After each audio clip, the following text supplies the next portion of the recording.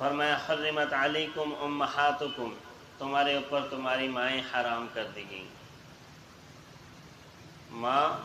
حقیقی اور اسی طرح ماں کی ماں اوپر درجے تک، یہ سب حرام ہے۔ وبناتکم، اور تمہاری بیٹیاں بھی تمہارے اوپر حرام کر دی گئیں۔ اسی طرح نچلے درجے کی بیٹیاں، پوتیاں، پڑپوتیاں، یہ سب حرام ہے انسانوں کے اندر ایسے لوگ رہے ہیں اور اب بھی ہیں، مجوسی، جو اپنی ماں سے بھی نکاح کرتے ہیں معاذ اللہ، اور حقیقی بہن سے بھی نکاح کو جائز سمجھتے ہیں۔ حضرت مغیرہ بن شعبہ رضی اللہ تعالیٰ عنہ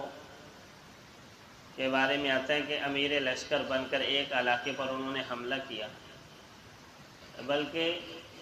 صحابہ کرام کے لشکر کے بارے میں آتا ہے کہ جب ہندوستان پر آئے نا تو راجہ داہر،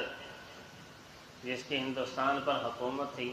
تو صحابہ کو بتایا گیا کہ اس نے اپنی بہن کو نکاح کے اندر رکھا ہوا ہے۔